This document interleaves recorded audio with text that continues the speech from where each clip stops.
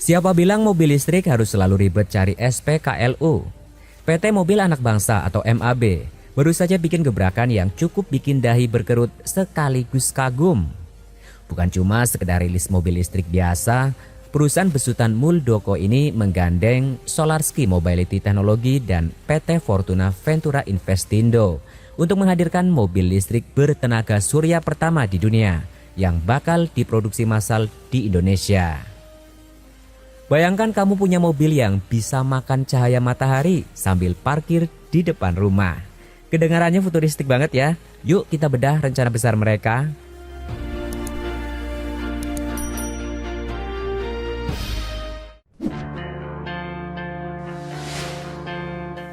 Proyek ambisius ini melibatkan 3 pemain utama dengan peran yang sangat spesifik.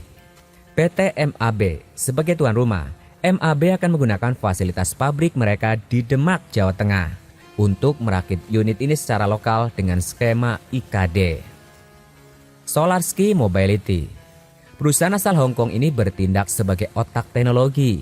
Mereka menyuplai sistem panel surya unik dan komponen inti kendaraan. PT Fortuna Ventura Investindo, mereka bertugas sebagai distributor eksklusif yang memastikan mobil ini sampai ke tangan konsumen. Menariknya, meski teknologinya dari Solarski, begitu mobil ini keluar dari pabrik di Demak, dia akan memakai identitas MAB. Ini jadi bukti kalau industri otomotif lokal kita mulai berani main di level teknologi tinggi.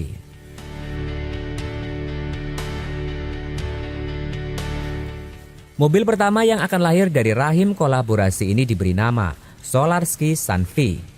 Kalau dilihat dari dimensinya, mobil ini masuk kategori city car mungil, saingan berat Wuling Air EV atau Ceres E1. Apa yang membuatnya spesial? Self-charging. Panel surya di atapnya bisa mengisi baterai secara langsung. Jarak tempuh diklaim bisa melaju sejauh 200 km murni hanya dari hasil berjemur di bawah matahari tanpa perlu colok listrik eksternal. Hybrid charging. Kalau cuaca lagi mendung total atau kamu harus jalan lebih dari 200 km, mobil ini tetap punya opsi plug-in charging biasa.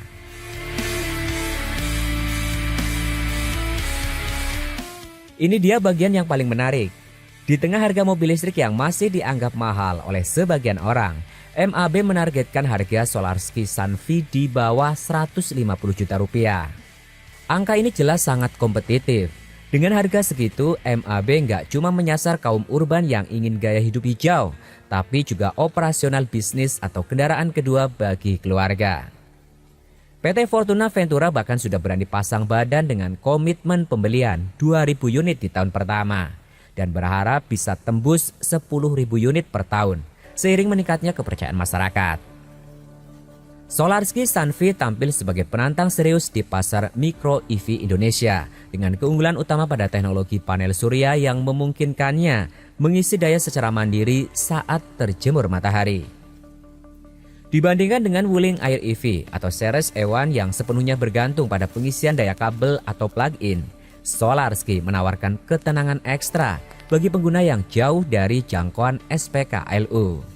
Selain itu, dengan dimensi yang lebih tinggi dan panjang, mobil ini menjanjikan ruang kabin yang lebih lega dibandingkan para pesaingnya yang berasal dari pabrikan Cina tersebut. Dari sisi ekonomis, Solarski Sunvi diproyeksikan menjadi mobil listrik paling terjangkau dengan target harga di bawah 150 juta rupiah. Selisih cukup jauh dari Wuling dan Ceres yang masih bermain di angka 180 jutaan ke atas. Meski Wuling unggul dalam hal nama besar, merek, dan jaringan servis yang sudah mapan, Solarski menang telak dalam hal efisiensi biaya operasional jangka panjang dan aksesibilitas harga bagi konsumen menengah ke bawah. Kehadirannya berpotensi besar menggeser dominasi pasar mobil listrik mungil di tanah air mulai tahun 2026.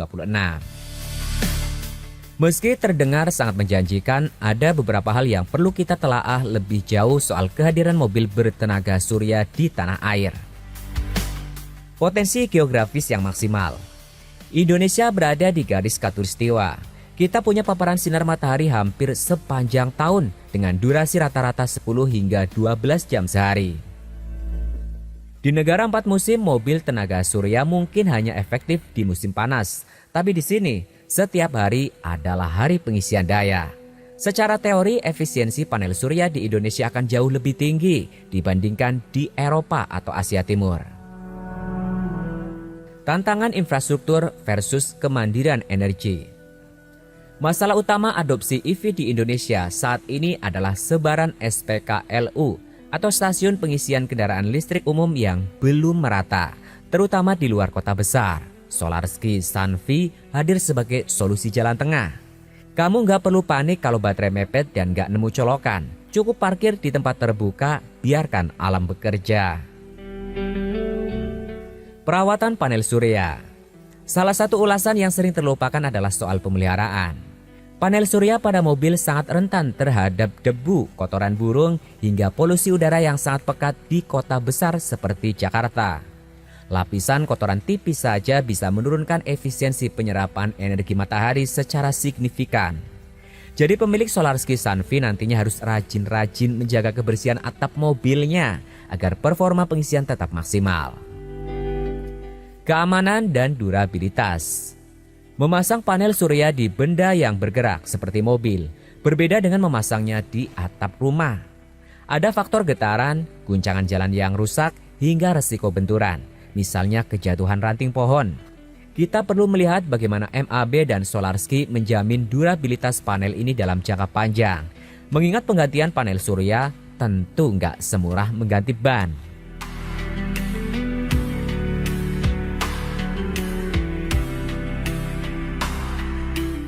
Menurut Direktur Utama PT MAB, Kelik Irwantono, produksi akan dikebut agar mobil ini bisa hadir di kuartal kedua 2026. Targetnya sekitar bulan Mei atau Juni 2026, unit sudah bisa mulai dijual ke publik. Langkah MAB ini sebenarnya adalah perjudian yang cerdas di saat pabrik besar seperti Hyundai dan BYD bertarung di segmen mobil listrik konvensional dengan baterai besar. MAB mengambil ceruk pasar unik, mobil murah, ringkas, dan mandiri energi. Jika proyek ini sukses, Indonesia bukan lagi sekedar pasar bagi teknologi luar, tapi menjadi pelopor penggunaan energi terbarukan di sektor transportasi harian. Kita tunggu saja, apakah Solarski Sunvi benar-benar bisa mengubah wajah jalanan kita tahun ini? Kerjasama MAB, Solarski, dan Fortuna Ventura bukan cuma soal jualan mobil baru, tapi soal pembuktian bahwa teknologi masa depan bisa dirakit di Jawa Tengah. Dengan harga di bawah 150 juta rupiah dan fitur tenaga surya, mobil ini punya potensi besar untuk merusak harga pasar EV mungil yang sudah ada.